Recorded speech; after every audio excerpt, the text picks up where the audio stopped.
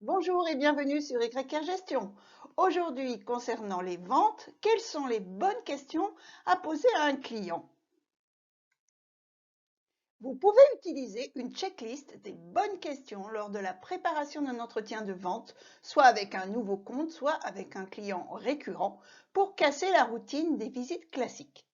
Cette checklist des bonnes questions a pour objectif de cerner le client de façon large et d'enrichir l'approche commerciale. Il s'agit de trouver des leviers pour proposer des solutions et une argumentation, voire déceler des opportunités nouvelles. Cela permet d'affiner votre stratégie commerciale et de montrer un professionnalisme vis-à-vis de votre client. Alors, les questions incontournables. Tout d'abord, concernant le projet et les besoins du client. Vous pouvez lui demander quelles sont ses attentes, quels sont ses critères, quel est le délai de réalisation, quelle est son enveloppe budgétaire, quels sont les points les plus importants pour lui. Concernant les acteurs qui prennent part à la décision, quelles sont les attentes des utilisateurs? Qui financera le projet? Quelles sont leurs attentes? Qui participera à la décision finale? Qui sera présent lors de la prochaine réunion de présentation? Et quel est le processus d'achat de votre client? Et enfin, concernant l'environnement et le marché du client, vous pouvez lui demander comment il décrit son marché, quelle est son évolution, quel est son positionnement par rapport à ses concurrents et les clients auront-ils de nouveaux besoins prochainement? Vous avez également des questions dites gagnantes. Tout d'abord, des questions concernant l'enjeu du projet.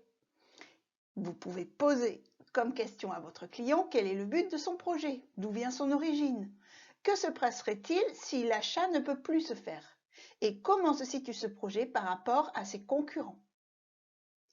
Vous pouvez également poser des questions concernant la façon dont vous êtes perçu par votre client. Demandez-lui: que savez-vous de notre société? Connaissez-vous tel ou tel produit, technologie ou procédé? Que pensent vos utilisateurs de nos produits? Quels sont les 3 conseils que vous pouvez nous donner si l'on veut faire affaire avec vous? Et enfin, dernière question gagnante concernant les concurrents chez le client.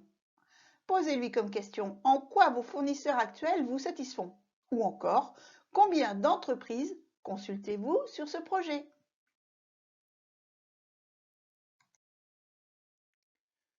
Pour aller plus loin, maintenant que vous avez la théorie, il s'agit bien sûr d'adapter votre discours à votre contexte et à votre domaine d'activité. Lors de l'entretien avec le client, variez le type de questions pour explorer un même domaine. Posez une question à la fois, sinon le client choisira lui-même sa question dans votre liste et vous n'aurez dans tous les cas qu'une seule réponse. Et respectez un temps de silence après avoir posé votre question. En effet, d'une façon générale, il existe 4 différents types de questions. Les questions ouvertes, où là, le client est libre de sa réponse. C'est par ces questions qu'il convient de commencer l'exploration d'un domaine, parce que le client va s'exprimer sur ce qui est le plus important pour lui.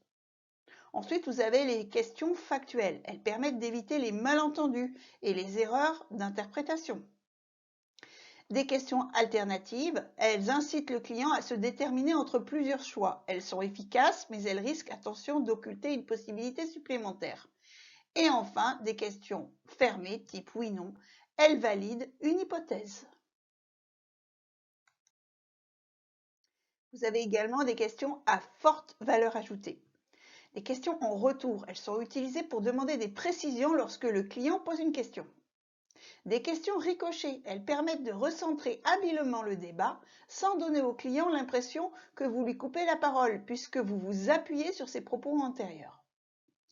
Des questions indirectes, qu'en pense un tel, permet d'explorer les relations de vos clients. Des questions vérité permettent de mesurer les enjeux. À quoi verrez-vous que c'est une réussite? Des questions paradoxes, utilisées lorsque le client a du mal à formuler ce qu'il souhaite. Qu'est-ce que vous voulez à tout prix éviter, par exemple? Des questions voiture-balai. Quels sont les points importants que nous n'avons pas abordés? Et les questions Colombo, elles permettent d'obtenir la motivation du client. Si vous aviez pu me donner quelques conseils, etc., etc. Le saviez-vous? Cette checklist ne doit pas être un carcan. L'important est de rester concentré quand même sur le client et non sur la prochaine question à poser. Voilà, si vous avez aimé cette présentation, merci de liker, de partager, de vous abonner. Vos commentaires sont toujours les bienvenus et à très bientôt sur yrgestion.fr.